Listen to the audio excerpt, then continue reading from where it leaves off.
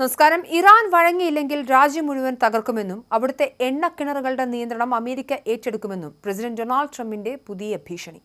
Fox news വിദേശകാര്യ പ്രതിനിധി tray ഇങ്സിനോട് ഫോണിലൂടെയാണ് Trump തന്റെ കടുത്ത നിലപാട് വ്യക്തമാക്കിയത്. ഉടൻ തന്നെ ഒരു കരാറിലെത്താൻ ഇറാൻ തയ്യാറായില്ലെങ്കിൽ എല്ലാം ബോംബിട്ട് തകർക്കാനും എണ്ണസമ്പത്ത് കൈക്കലാക്കാനും താൻ ആലോചിക്കുന്നുണ്ടെന്നും ട്രംപ് പറഞ്ഞു. ഈസ്റ്റർ ദിനത്തിൽ തന്റെ സോഷ്യൽ മീഡിയ പ്ലാറ്റ്ഫോമായ ട്രൂത്ത് സോഷ്യലിലൂടെ പുറത്തുവിട്ട പോസ്റ്റിന് പിന്നാലെയാണ് ട്രംപിന്റെ പുതിയ നീക്കം.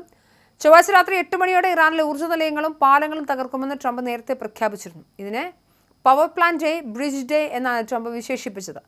ഹോർമൂസ് കടലിടുക്ക് തുറന്നുകൊടുക്കാൻ തയ്യാറാകാത്ത പക്ഷം ഇറാൻ നരകയാതന അനുഭവിക്കേണ്ടി വരുമെന്നും ജസ്റ്റ് വാച്ച് എന്നുമാണ് ട്രംപ് മുന്നറിയിപ്പ് നൽകിയത്. വിചിത്രമെന്ന് പറയട്ടെ, തന്റെ കുറിപ്പിന്റെ അവസാനം അള്ളാഹുവിന് സ്തുതി എന്നും അദ്ദേഹം കുറിച്ചിട്ടുണ്ട്.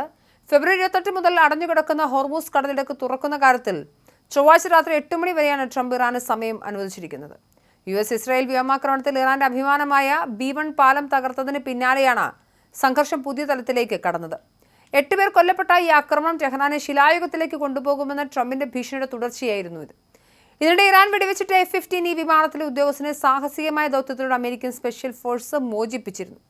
2 ദിവസം ശത്രുക്കളുടെ കയ്യിൽ അകപ്പെടാതെ പർവ്വതനിരകളിൽ ഒളിവിൽ കഴിഞ്ഞ കേണലിനെയാണ് ഡ്രോണുകളുടെയും ഹെലികോപ്റ്ററുകളുടെയും സഹായത്തോടെ രക്ഷപ്പെടുത്തിയത്. ദൗത്യത്തിനിടെ തകരാറിലായ 2 US വിമാനങ്ങൾ ശത്രുക്കൾക്ക് ലഭിക്കാതിരിക്കാൻ സൈന്യം തന്നെ സ്ഫോടനത്തിലൂടെ തകർക്കുകയും ചെയ്തു.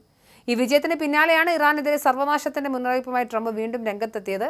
ഇറാൻ ഭരണകൂടത്തെയും ആഗോള എണ്ണ വിപണിയും ഒരേപോലെ മുൾമുനയിൽ നിർത്തിക്കൊണ്ടാണ് അമേരിക്കൻ പ്രസിഡന്റ് ഡൊണാൾഡ് ട്രംപിന്റെ പുതിയ യുദ്ധതന്ത്രം പുറത്തുവരുന്നത്. വെറുമൊരു സൈനിക നീക്കം എന്നതിനപ്പുറം ഇറാന്റെ സാമ്പത്തിക നട്ടലായ എണ്ണസമ്പത്ത് പൂർണ്ണമായും കൈക്കലാക്കുമെന്ന ട്രംപിന്റെ പ്രഖ്യാപനം ലോകരാജ്യങ്ങളെ ഞെട്ടിച്ചിരിക്കുകയാണ്. അതിസാഹസികമായ രക്ഷാദൗത്യത്തിലൂടെ US വൈമാനികനെ മോചിപ്പിക്കാൻ സാധിച്ചത് ട്രംപിന് വലിയ രാഷ്ട്രീയ സൈനിക കരുത്താണ് നൽകിയിരിക്കുന്നത്. ഇറാൻ വെടിവെച്ചിട്ട F-15 വിമാനത്തിലെ കേണലിനെ 2 ദിവസം ശത്രുക്കളുടെ കണ്ണ് വെട്ടിച്ച് പർവ്വതനിരകളിൽ നിന്ന് മോചിപ്പിച്ചത് അമേരിക്കൻ സൈന്യത്തിന്റെ ആത്മവിശ്വാസവും വർദ്ധിപ്പിച്ചിട്ടുണ്ട്. ഈ വിജയത്തിന്റെ പശ്ചാത്തലത്തിലാണ് ഇറാനെ ശിലായുഗത്തിലേക്ക് മടക്കി അയക്കുമെന്ന ഭീഷണി ട്രംപ് പ്രായോഗികമാക്കാൻ ഒരുങ്ങുന്നത്.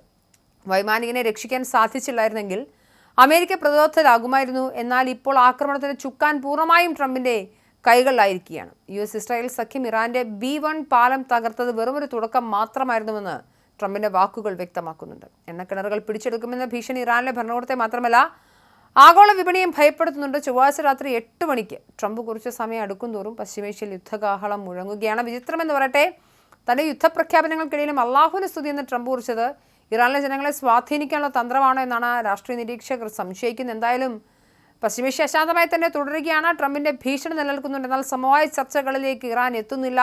ഹോർമൂസ് കടലിടുക്ക് തുറന്നു കൊടുക്കില്ല എന്നുള്ള നിലപാടിൽ ഇറാൻ ഉറച്ചു നിൽക്കുകയാണ്. ഈ ഘട്ടത്തിൽ എത്തരത്തിലായിരിക്കും അമേരിക്ക പ്രതികരിക്കുക എന്നത് അടിസ്ഥാനപ്പെടുത്തിയാണ് വരും ദിവസങ്ങളിലെ യുദ്ധ സാഹചര്യങ്ങൾ മനസ്സിലാക്കേണ്ടത്. അല്ലെങ്കിൽ അതിൻ്റെ വ്യാപ്തിയും തീവ്രതയും എത്രത്തോളം മാറുമെന്ന് നമ്മൾ അറിയാനിരിക്കുന്നതേ ഉള്ളൂ.